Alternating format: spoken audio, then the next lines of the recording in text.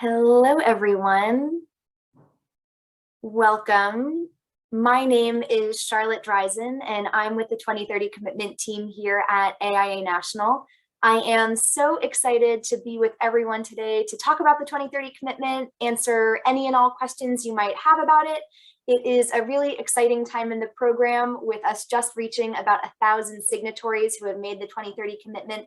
So we're really excited about the program and where it's at, and are thrilled that you're interested and curious and hoping to learn more. So thank you for making the time today to join us for this hour-long conversation.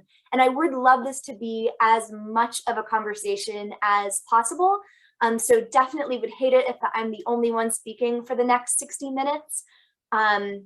And before we get started, with that in mind, I would be so thrilled to understand what, if any, questions folks have top of mind about the 2030 Commitment, the Design Data Exchange where folks report through, if you're at all familiar, you might have right now.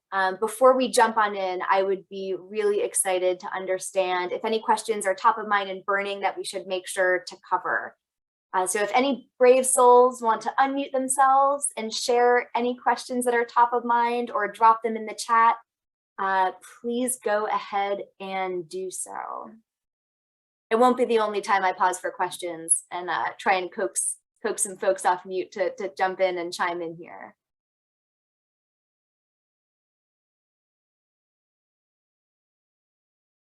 All right, we'll let folks think about that for just a few. If you're just joining us, welcome again. My name is Charlotte Dreisen. I'm a sustainability manager here with the 2030 Commitment team here at AIA National. And as you likely already know, we're here to talk today about how you can get started with the 2030 Commitment and work towards the 2030 targets of 80% reduction of energy use intensity by the current target and full carbon neutrality by 2030. Thanks, Jody, for tossing in that question there. Is it just the EUI which is reported? We'll be sure to unpack that. That's the key metric that we use, but the 2030 Commitment enables a lot of different data to be reported throughout the program. So with that, let's talk through what we are going to be going through today.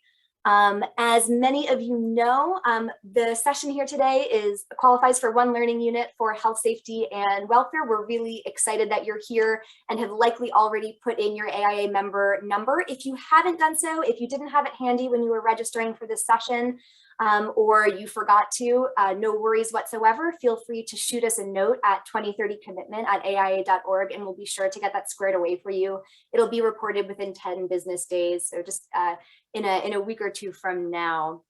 And today, while we are here talking about the 2030 Commitment, there's 4 items that we're really going to be focused on. We're going to be thinking through how the 2030 Commitment relates to global climate change and can help you and your firm work towards carbon neutrality and net zero energy targets to that end.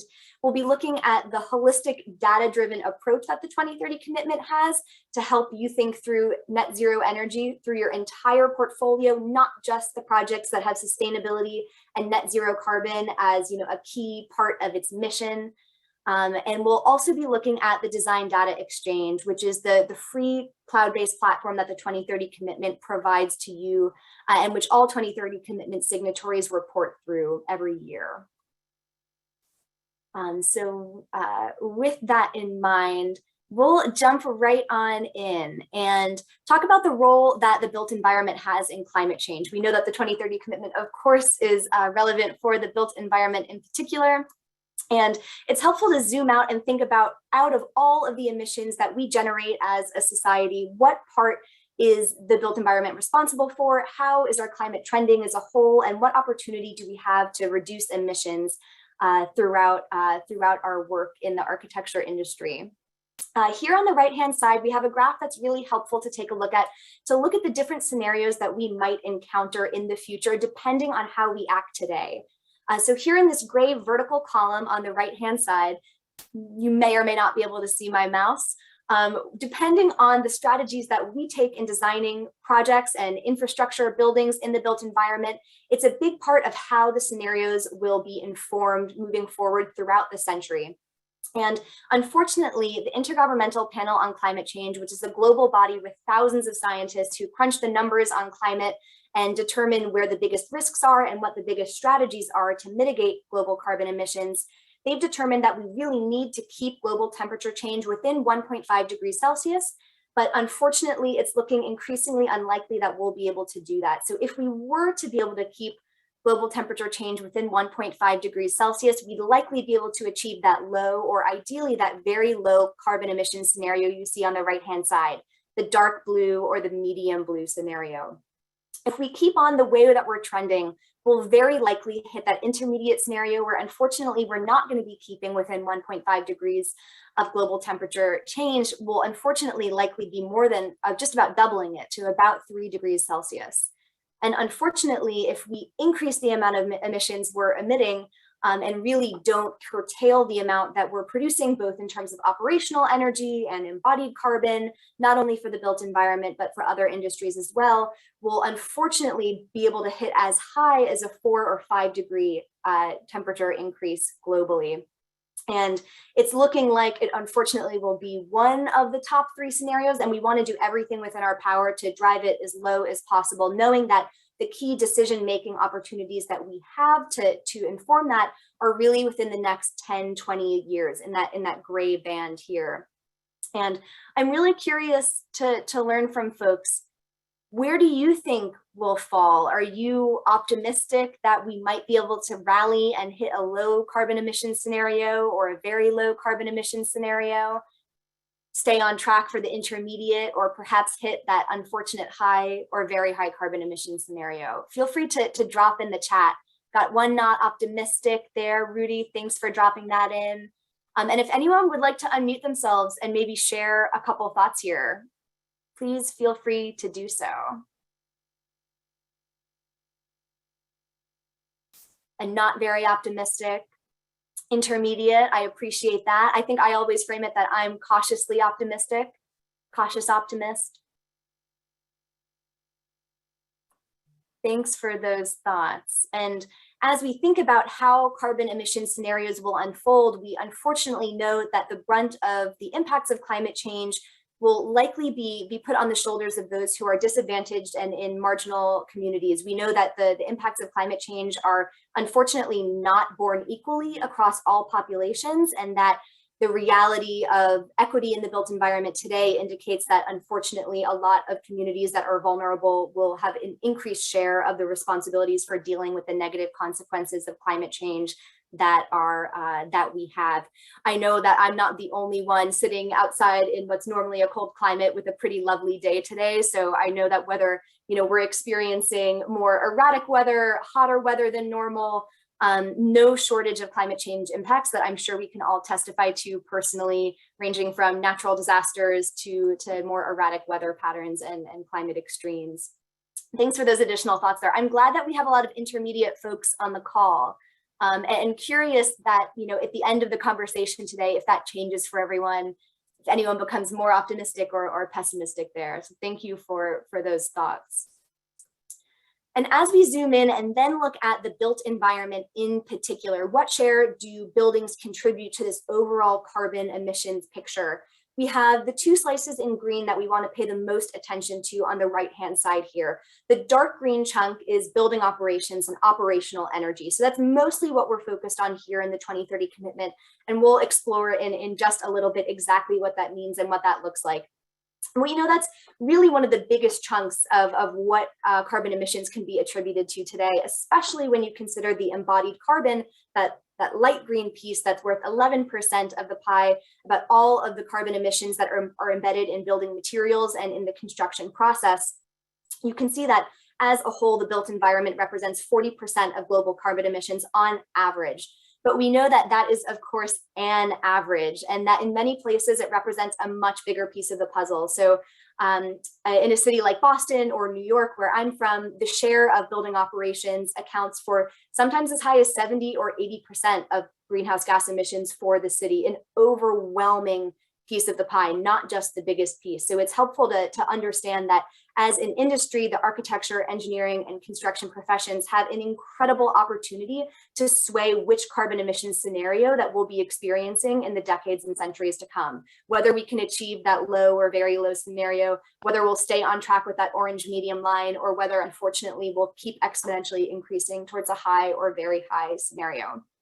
And as I mentioned, while we mostly focus on building operations and operational energy here with the 2030 commitment, we're increasingly paying attention towards and working to provide opportunities to track and incorporate embodied carbon data. So while the key metric of energy use intensity that Jody, you called out in the question there in the beginning, that's our key metric that we look at in the program. Embodied carbon fields have been added to the 2030 commitment as pieces of data that you can input and voluntarily track if you so choose. So we're really excited to have launched that last year and are eager in the second year of the program with embodied carbon options to see how that continues to grow. Does anyone have any questions there? I'll stop and ask on the climate side of things, on the portion of carbon emissions that the built environment is responsible for. I know that that number, the 40% share, isn't probably something that's super foreign. I know that can be a number you hear tossed around every once in a while. But hearing none, I'll go on. So especially important is the reality that we know that building stock is increasing tremendously. We know that not only do buildings take up an enormous share, often the overwhelming, if not a very big piece of the carbon emissions share currently, but knowing that 2.5 trillion gross square footage of buildings will be built within the next 40 years, doubling the building stock, it's especially important to keep in mind not only the buildings that we're renovating and we have existing in building portfolios today, but also what we're designing and contributing to is new construction.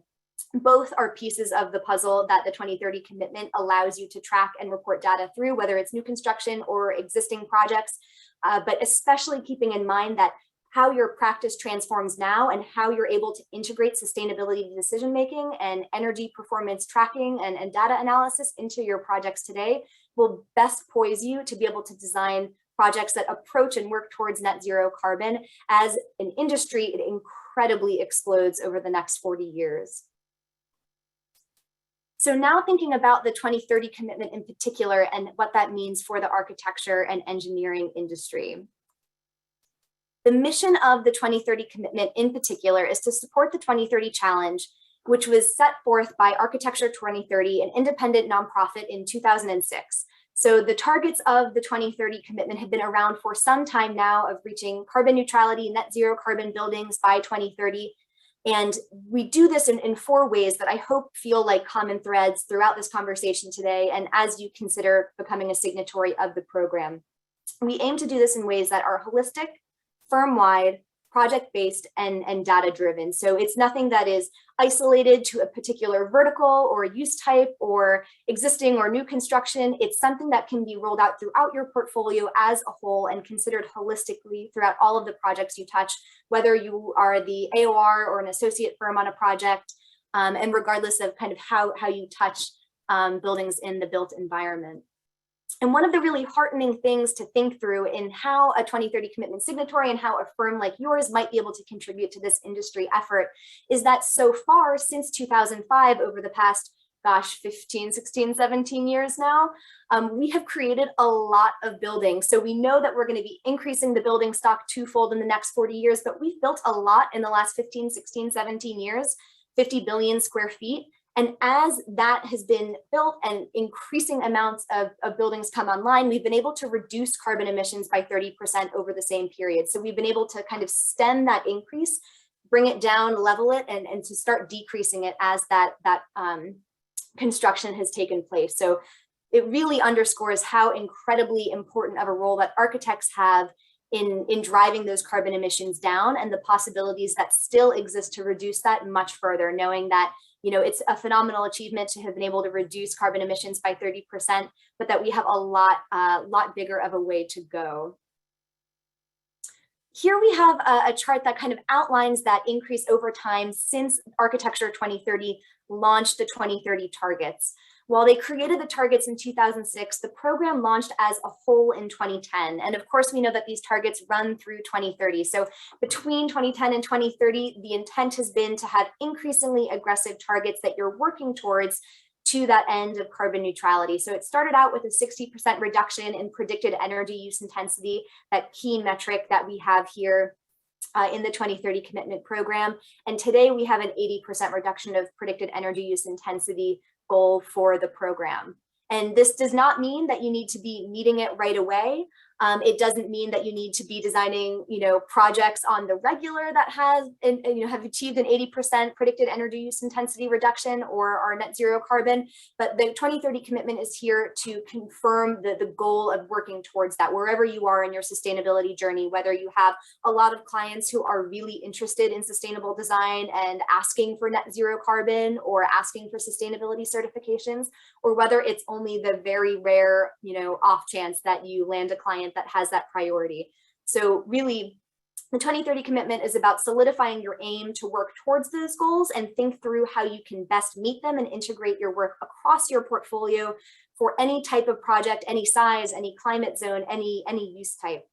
And as we talked a little bit about, not only is it for whole buildings that are new construction or existing buildings, we also have the opportunity to report and track interior only projects. And while we're mostly going to be focused on predicted energy use intensity today for whole buildings, we do have predicted lighting power density as the key metric for our interior only projects. So keep that in the back of your mind. If you're a firm, that perhaps works on mostly fit outs, those kinds of projects, that is something that is absolutely encompassed in the program. It just doesn't happen to make up the majority of cases. So we'll likely focus on the whole building side of things today. But it's something that's really helpful to keep in mind. And while we know that, of course, someone might be joining the program at a multiplicity of stages in their sustainability journey and comfort level with tracking predicted energy use intensity and doing energy modeling, we are really excited that a lot of firms are not only achieving net zero carbon or the 80% target that we currently have today on many of their projects, but we do also indeed have firms that are achieving that across their portfolio today. So it underscores that it's possible. And one of the exciting opportunities about becoming a 2030 signatory member, which we will look at in just a little bit, is the opportunity to see what that universe of possibilities looks like for projects that you're working on for a given use type and a given climate zone. How has predicted energy use intensity been driven down towards carbon neutral or even past carbon neutral for the kind of building that you're working on in a particular climate zone? Has a K-12 facility in a 7 climate cold setting achieved carbon neutrality, or a lab in a different climate zone? You can go in as a 2030 commitment signatory member and get a sense for what's been done so far, where you fall in the spectrum, whether you're on the more aggressive side, whether you perhaps aren't yet achieving kind of that median. It's one of the really helpful parts of the 2030 commitment program in the Design Data Exchange, that free reporting platform that we provide to signatories to report every year. I'll pause there again for questions, knowing we just kind of ran over a number of items related to the scope of what kinds of projects can be reported as part of the 2030 commitment and this kind of scope of projects that are included. We'll look at certainly examples down the line as well, but I'll pause here in case there are questions that anyone has top of mind.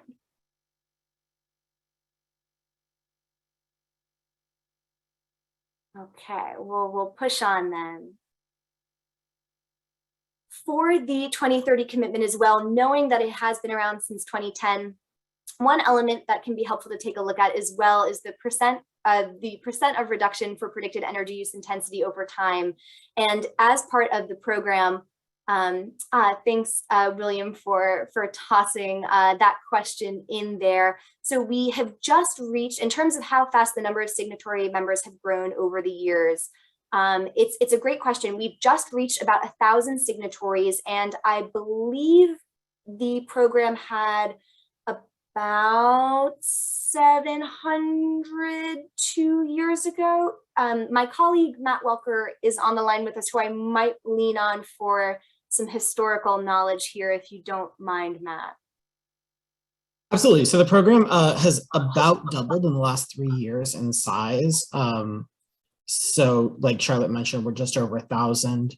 One of the really key drivers of that is we've seen an increase in the number of small and mid-sized firms, especially small firms, as Charlotte gets into it and some of the benefits of the program.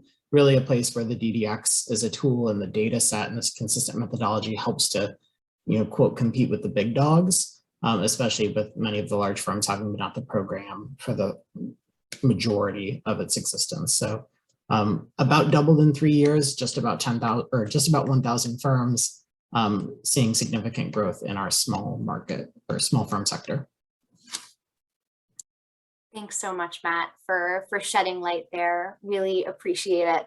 And to follow up there on that part two, William, whether signatory firms can be individuals, absolutely. We have lots of sole practitioners who sign on to the 2030 commitment as well.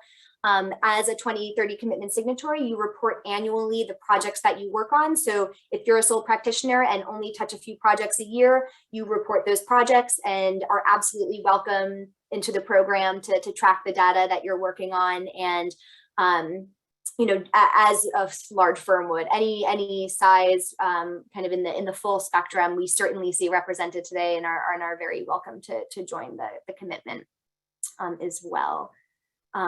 And looking at that change over time, not only in terms of the number of signatories who have joined the 2030 commitment, but also the progress that 2030 commitment signatories have achieved in predicted energy use intensity reduction can be really helpful to take a look at. So in the program, you enter project data for what's in your portfolio, what's active that you're working on during a given year, and we help you establish a baseline for that project. What, as of using CBEX 2003 and REX 2001, would be a baseline for that use type in the climate zone you're in and based on the size of your building.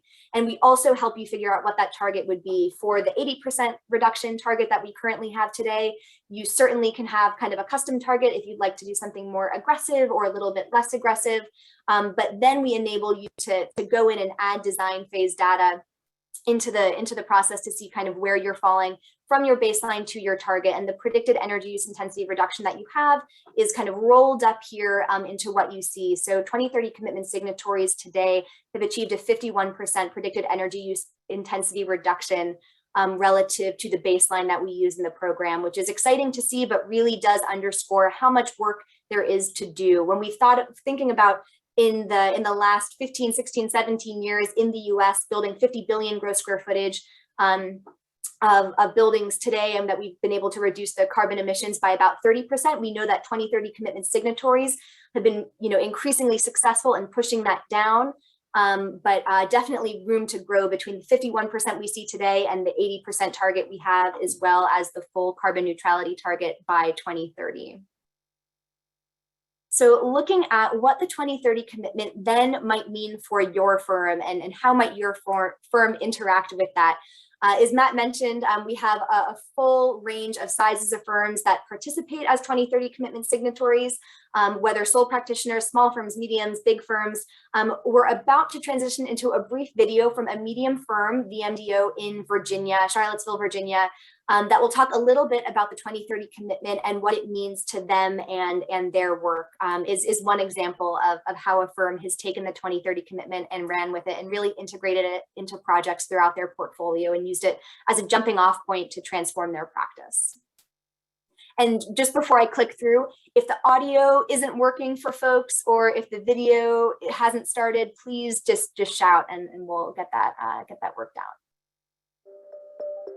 In terms of climate action, I think that architects have both a tremendous responsibility and a tremendous opportunity. A lot of the decisions that we make or we coordinate directly affect how our built environment performs and thus the future of the planet. But we also have the skill sets to come up with the solutions, and that's a powerful combination. The 2030 commitment asks firms to commit to reporting the energy use of their portfolio every year and to reduce the energy use by 80% now towards 100% reduction by 2030. The minute you start measuring something, that's when it matters. That's when you care about it. Up until then, it's just yada, yada, yada. Signing on to the commitment helps you motivate teams. It helps you figure out where you need to improve. It makes your work better. We have a number of, we refer to them as zero energy projects. The Lubber Run Community Center is one. We have a number of K-12 schools. Discovery Elementary is probably the most famous one. Opened about 5.5, 6 years ago. Has been zero energy since it opened. To make the commitment is not hard, and it's going to be about the real tools it gives you to change how you practice. Not enough firms are signed up. There are only 30 firms in Virginia signed up right now. It doesn't work if it's just a couple of us doing it. For us, while having 2030 out there is important, once 2030 passes, it's not like we're done. It'll continue on. Even with the challenges that we have ahead of us, through deliberate design, we can design a better world.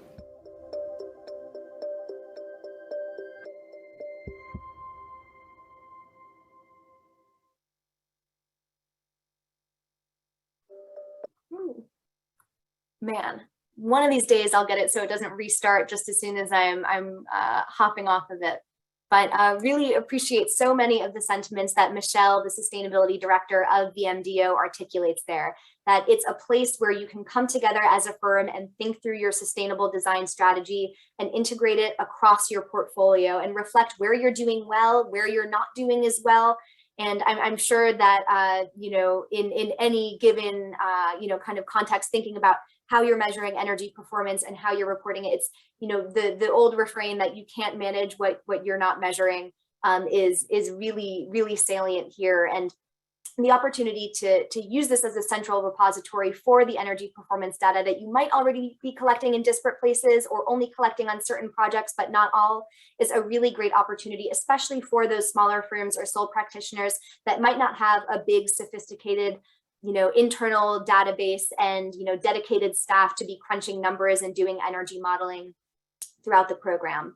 But as a whole, Michelle touches on a number of benefits, not only that free, accessible opportunity to do energy performance analysis, establish your baseline and target for predicted energy use intensity, but also to demonstrate your climate leadership, as well as a number of these other benefits, attracting talent and clients, differentiating yourself from peers, using it as a catalyst to prepare yourselves for honors and awards submissions, as well as really taking this as an opportunity to catalyze a culture of innovation in your firm.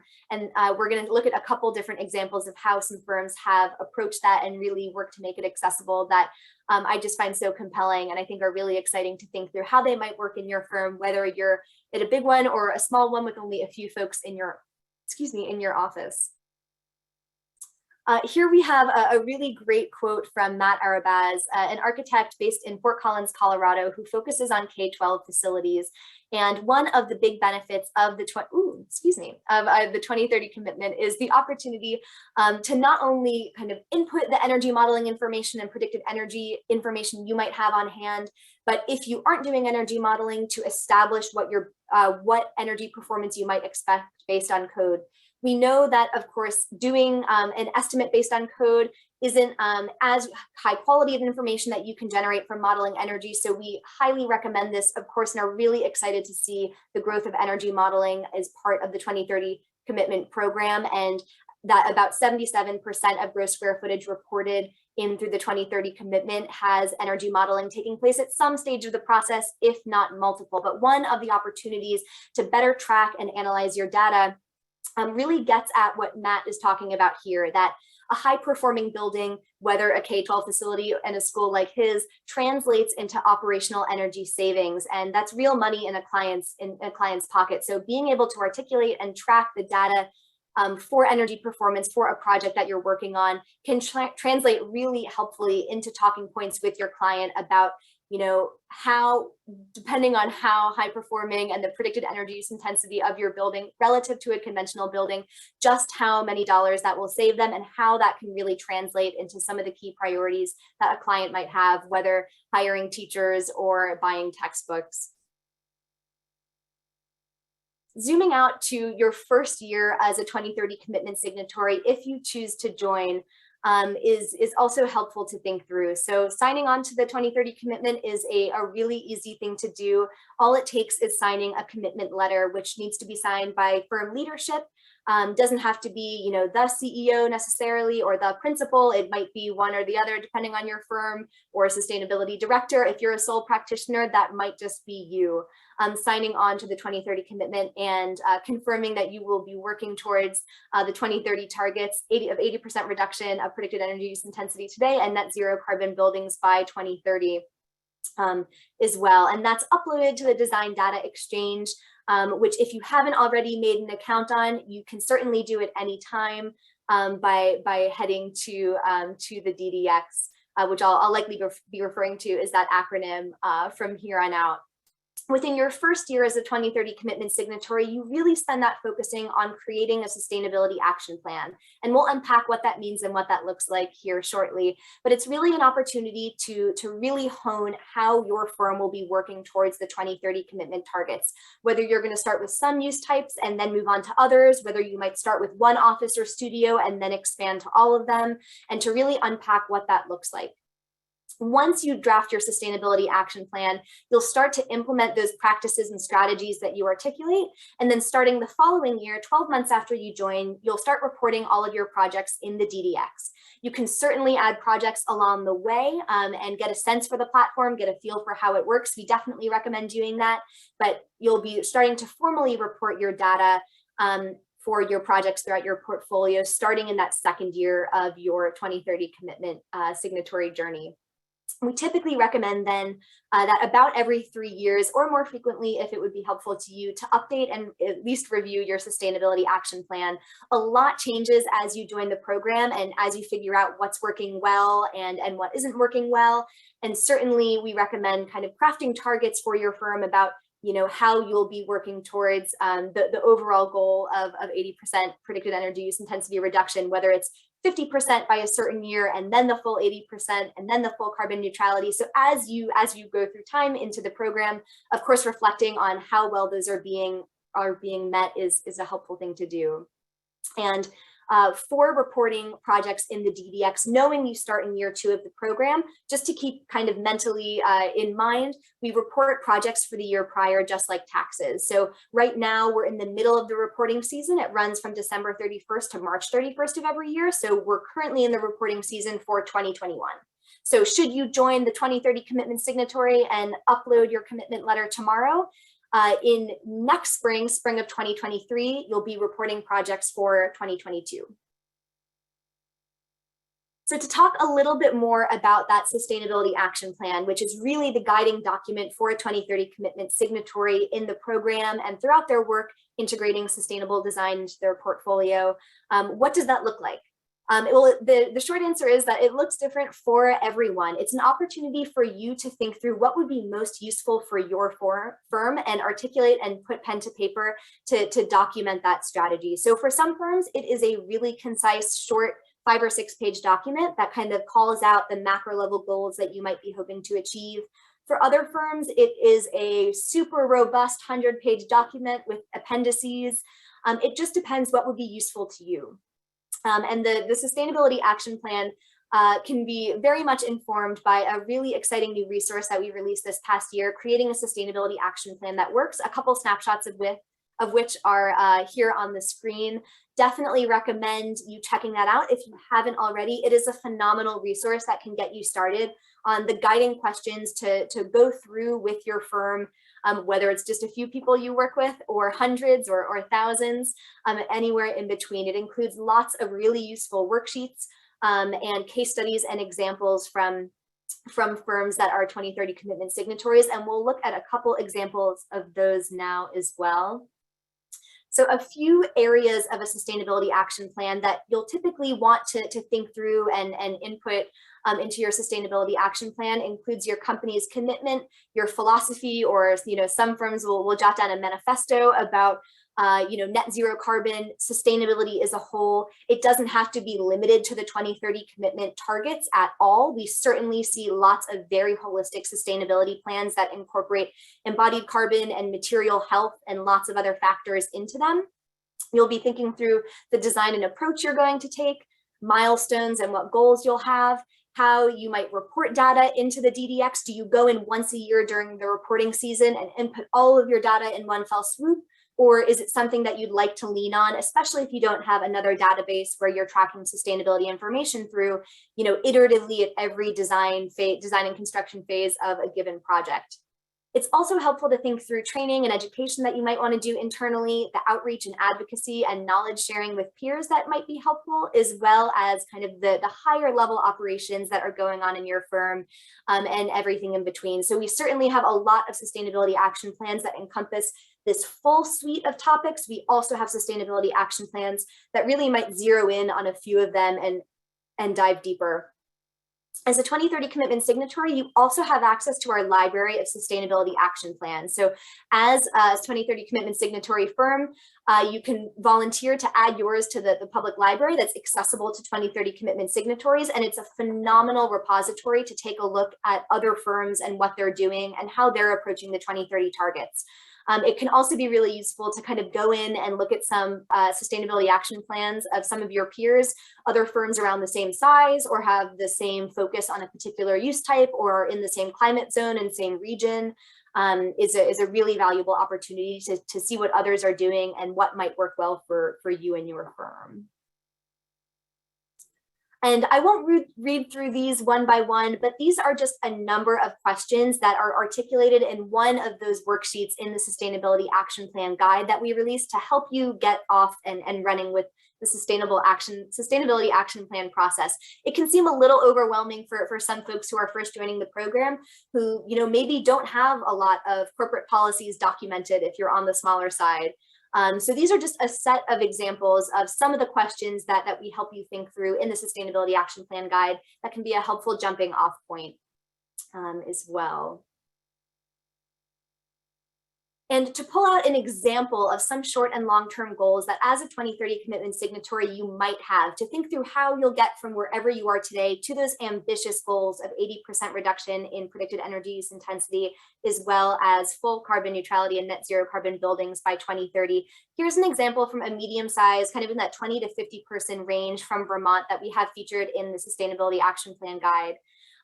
For their 5-year goals, they set out in their sustainability action plan that we would like to report in the DDX the predicted energy use intensity or the predicted lighting power density, whichever is relevant for their whole building or their interior only project for 100% of their active projects, everything that they touch as a firm.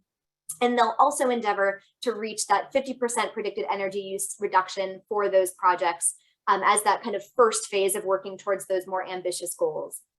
Then they set out that 10 years down the line into their participation and their 2030 commitment journey, they want to go beyond that and look at post-occupancy evaluations for building performance and occupancy comfort, go beyond just what that predicted energy use intensity is and really validate whether the projects they're designing are succeeding in meeting that, as well as hitting that 100% reduction, that net zero carbon status for their projects as a whole.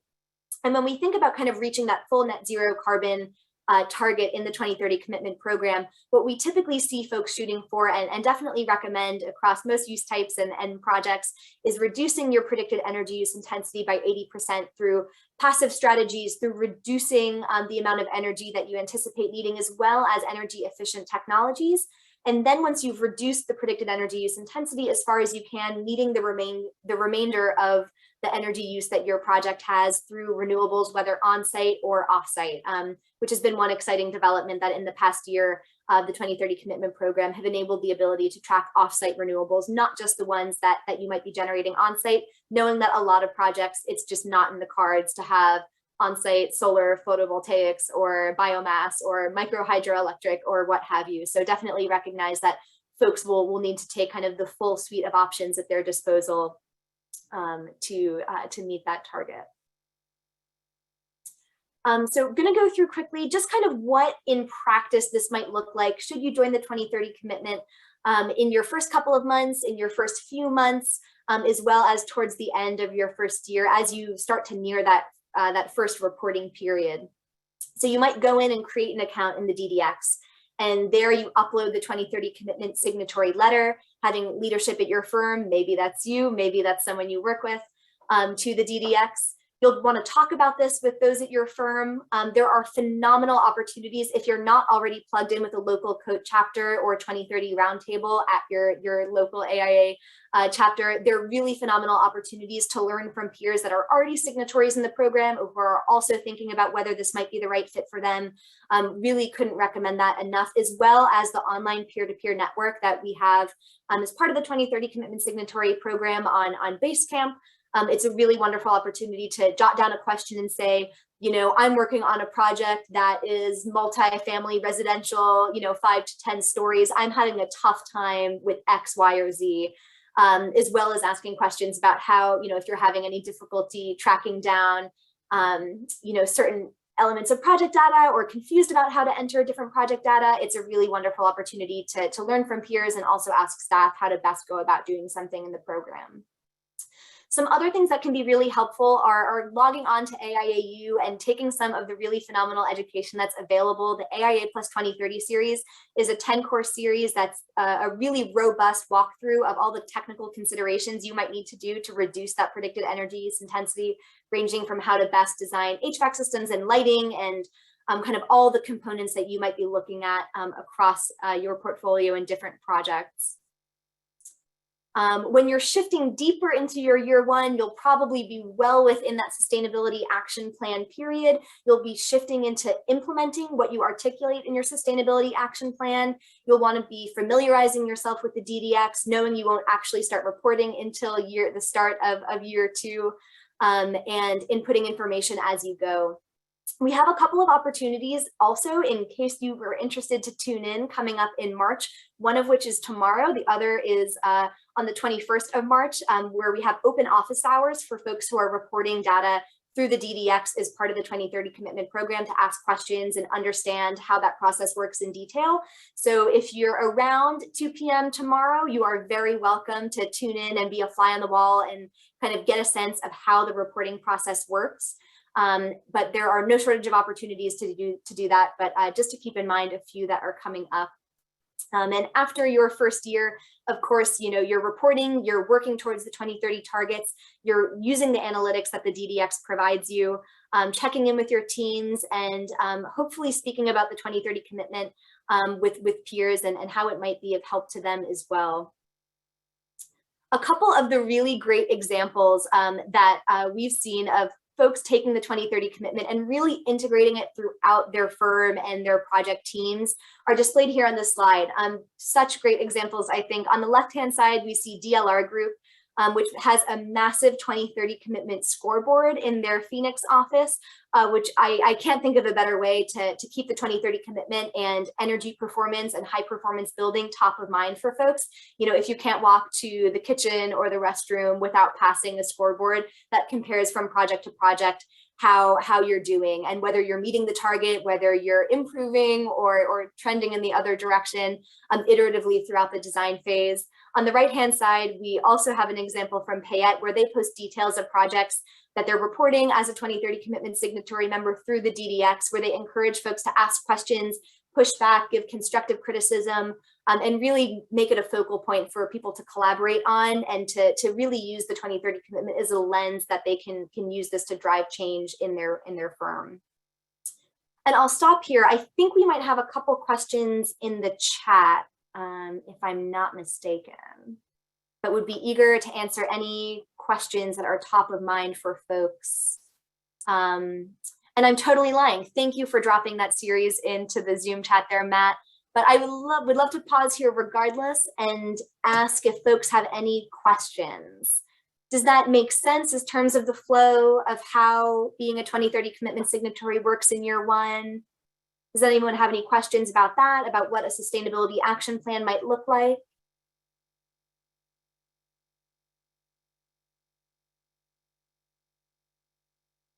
I'm going to give another 10 seconds of awkward silence. If no one pops up, drops a question, we'll push on and be sure to stop again.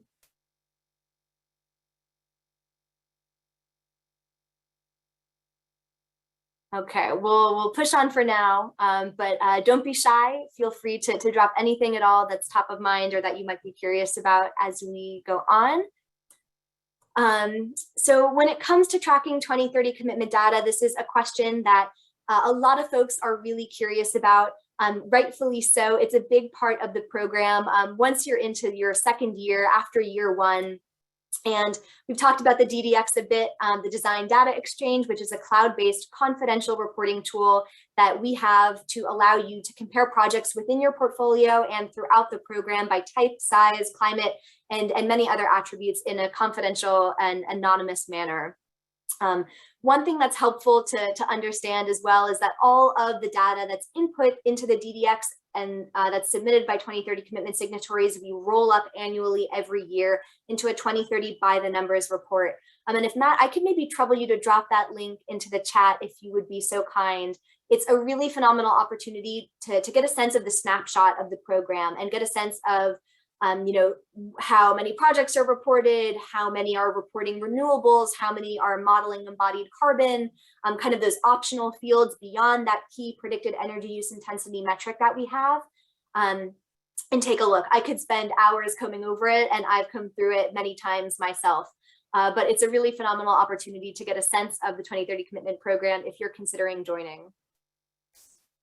One thing that's helpful to think through when you're thinking about reporting via the DDX, it can seem like an overwhelming task, perhaps, if you aren't reporting energy performance data on the regular already, but it is really something that typically takes no more than 30 minutes to gather the information and input the data. All of it, as we mentioned, is anonymous and only kind of displayed in that aggregated manner externally.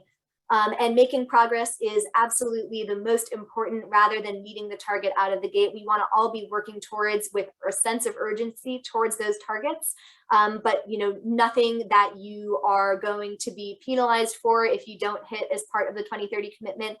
We are really eager for all to participate, whether you consider yourself a firm that is deep green and laser focused on this issue or one that isn't.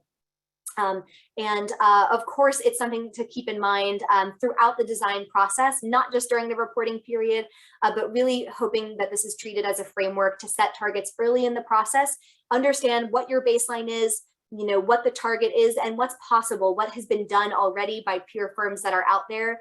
If you are working on a K-12 school facility and you understand that your baseline predicted energy use intensity is 80 and your target is 20, I usually can do at least that much math right. And you realize that your firm is, based on the design is currently about 40, you might be on track for that median. If you realize you're flagging kind of behind, it might be an indication that you can really lean in. And even if a conventional project or, kind of your average client get some predicted energy use intensity savings there and take it as an opportunity to drive towards the overall goal of 80% reduction throughout the portfolio you have.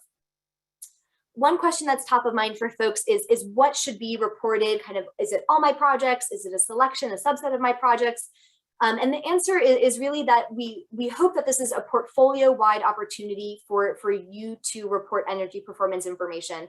The intent of the 2030 Commitment Signatory Program is for your whole portfolio to be reported if it includes anything that has to do with energy. So if the project has an HVAC system or a lighting system, it's something that, impacts energy, impacts carbon, and is something that, would be beneficial for you, not only the program to track and have an understanding of.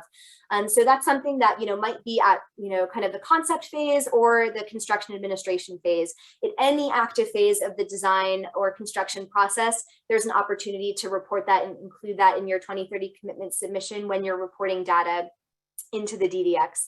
A lot of firms will decide that, projects under a certain gross square footage threshold, they might not address. If it's just too small, it's not going to make a meaningful difference in their portfolio, maybe just a one-off project. So you might decide in your sustainability action plan, for instance, that you might only submit projects that are above, a 5,000 square foot threshold, a 10,000 square foot threshold, whatever made sense for your program. Maybe for year one of the program, you'll start with your 80% of your biggest projects and then kind of get that smallest chunk in year two, for instance. Certainly there are the odd projects that we come across where it might not make sense to submit into the DDX as a 2030 commitment signatory. Someone reached out the other day and is building a concrete pad where They're replacing that in a sports stadium. They're not doing any construction with an HVAC system or a lighting system. They don't have the opportunity to really impact that in a project. Something like that might not make sense to submit, since there's really no operational energy that's being affected. But by and large, the intent is for one's whole portfolio to be submitted to really capture the full extent of the energy performance that your buildings have. So you can reflect kind of an accurate picture of what's going on in your portfolio, and how close you are or far you are from reaching the targets to really accelerate progress towards that, and use it as a communication tool with your peers in your team as well. One other additional helpful element to keep in mind as you think about reporting in the DDX is that it's an opportunity for not only staff in your firm to come together, but also consultants or third parties that you might be pulling in to do energy modeling. So it's been really phenomenal to see that that more and more folks using the DDX, and that our 2030 commitment signatories are leaning on that robust information energy modeling will provide you, instead of relying on the estimates that will help you create if you aren't able to do energy modeling for a project. You might just decide to add that energy modeler, that consultant, as a collaborator onto a project in the DDX, so they can go ahead and add that information. You're able to add collaborators for specific projects. So you can kind of rest assured that you might be able to pull a consultant in to help add information for one project, but that you wouldn't be opening up your portfolio for a collaborator to see across the board all of the projects that you're working on. So it can be a really helpful way to streamline the data collection process there. A last note that I'll end on here when talking about the DDX, since I want to make sure we save some time for questions, is the three main methods that folks report information via the DDX. So we have three methods here. You can use a combination of these strategies. We see a lot of folks taking multiple approaches, but generally speaking, most firms, especially those on the smaller side, might use direct input, directly creating a project in the DDX and adding design data as they go through that process, moving from concept and schematic design into later phases.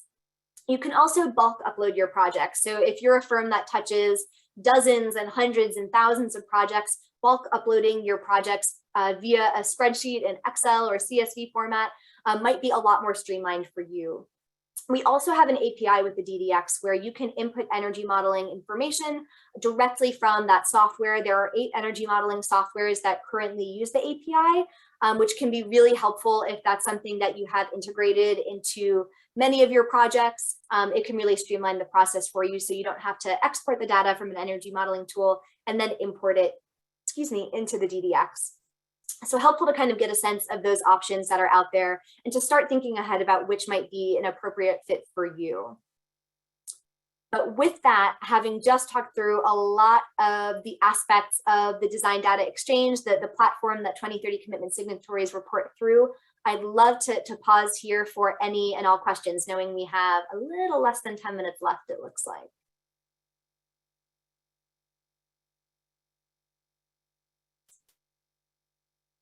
Wonderful. Just getting a direct message here from someone about the AIA plus 2030 series here. We can certainly follow up with you there on the opportunities to leverage that to your community as a whole. Not only is the AIA plus 2030 series really useful to sit down and go through to expand your own knowledge to, but is something that we've heard be really helpful for chapters, AIA chapters as a whole, or for many folks at a given firm to sit down with, and for entire teams to take, so they all have a real common knowledge base that they can pull from and use together. Great question. Can definitely follow up with you there on that particular chapter, hoping to integrate it. Much appreciated.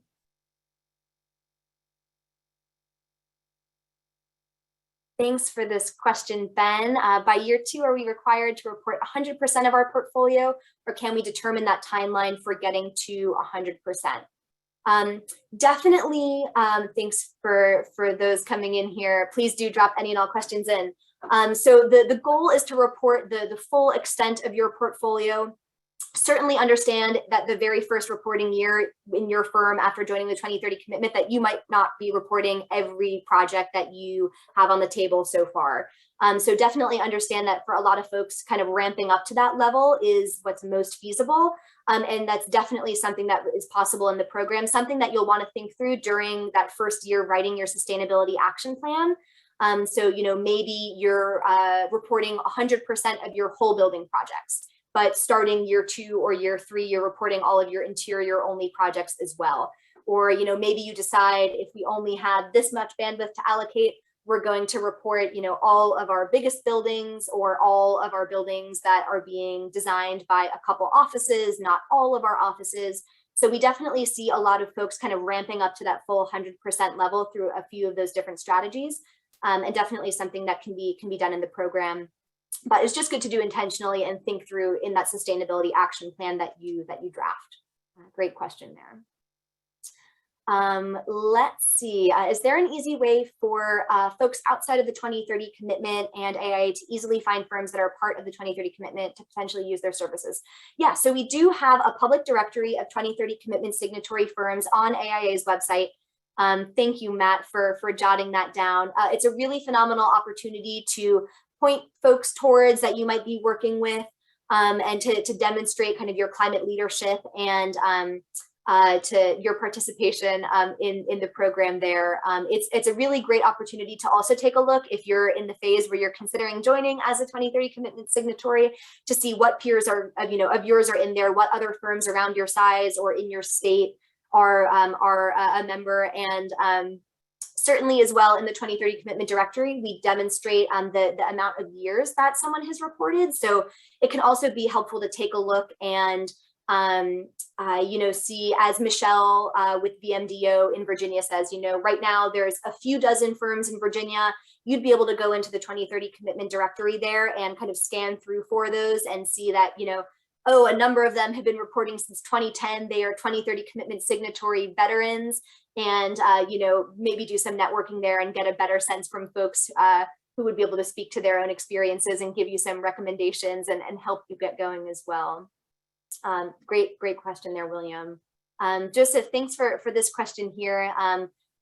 Looks like you're with a small firm, a 3-person office, not able to find a whole lot of time with a very hectic schedule, I'm sure. With not something, you are certainly not alone here as a small firm that kind of struggles to carve out time in a dedicated manner. And we have a lot of resources that would likely be helpful for you to take a look at, and would definitely recommend this for anyone who finds themselves in a similar small firm or who might be a sole practitioner. We have a really phenomenal AIAU course where we share secrets to success of small firms and how the 2030 commitment program has been really helpful for them to catalyze their sustainability data tracking and document their sustainability strategies and how they're going to make the most of very scarce time to integrate this when possible. So maybe it's something that you really lean into for projects above a certain square footage, or that have a really big predicted energy use intensity. But really one of the biggest benefits that we hear from small firms who are 2030 commitment signatories is this can really step in as a program to lean on and a structure to lean on, where you don't have to be building things from the ground up. So you don't have to build an internal database to track energy performance data. You can plug into the DDX and have a framework set up for you where you just input the use type for your building and the size and where it is. And we tell you what the baseline is and what your target is. And if you don't have the time to do energy modeling, the 2030 commitment will give you an estimate of what your predicted energy use intensity is based on the code you're designing for example. So those are a couple ways that the DDX and the 2030 commitment can help you make good use of very scarce time, especially if you don't have, a dedicated sustainability person on staff and you already wear very many hats. But we've been really excited to think about different kind of additional resources for small firms that we can provide to better support sole practitioners and small firms, and are eager to think through that this coming year. In addition to the AIAU course that Matt dropped there, there's a couple of really great articles that we have on the 2030 commitment page on AIA.org that speak to that kind of small firm perspective. as well. It's a really good one, and we've definitely been excited to see a lot of growth in small firms and sole practitioners in the 2030 commitment program in recent years. As Matt mentioned earlier, it's one of the biggest areas that we've seen increase. So it's been really heartening to hear from folks that have joined in the past 1, 2, 3 years that, you know, while it takes a little bit of upfront time to draft your sustainability action plan and adds a step kind of in, and, you know, maybe more formalizes any energy performance tracking that you do, is something that overall kind of the cost benefit, you know, it really outperforms in the benefit that we have a lot of small firms speaking to, which is really heartening. But would be delighted to chat more with you, Joseph, or anyone else who might have questions, whether you're a small firm or a big firm, or, you know, feel really confident in how your firm is approaching net zero carbon targets, or whether, you know, this is the first hour that you've even dedicated to thinking about it. Wherever you might be in your journey, I'm really excited to talk about that with you if and when it's convenient. At any time you can. I'm gonna kind of speed through, and knowing we're at the end of our time here, with the last few slides that we didn't quite get to, just to give you some URLs here. There we go. So as we close out here at 4 p.m., please do feel free at any point to set up a 20-minute call with us through that second bullet point, that bit.ly link. And we would be delighted to answer any and all questions you might have. At any point, feel free to reach out to us at 2030commitment@aia.org. If you need a refresher on where those links that Matt, thank you for dropping into the chat there, might be. If you have questions, you want to walk through the DDX one-on-one, we are here to help however we can. That last link there is for the open office hour sessions we have coming up that I mentioned, the couple of opportunities, one of which is tomorrow afternoon at 2 p.m. The other is at 2 p.m. on March 21st. Those are two great opportunities to kind of be a fly on the wall and learn about how your peers and how 2030 commitment signatories are approaching reporting, knowing that we're kind of in the throes of the reporting season right now. So with that, I'll say thank you to everyone. Thank you to Matt and Kathleen on our staff who are here and joined us today for the conversation. Really appreciate everyone's time being with us to talk about the 2030 commitment, see what it's all about, and we are really eager to continue the conversation with you if it would be of any interest. So don't hesitate to reach out at any time, and we would be happy to help. But with that, thank you very much, everyone, and have a great rest of your Tuesday. Bye now.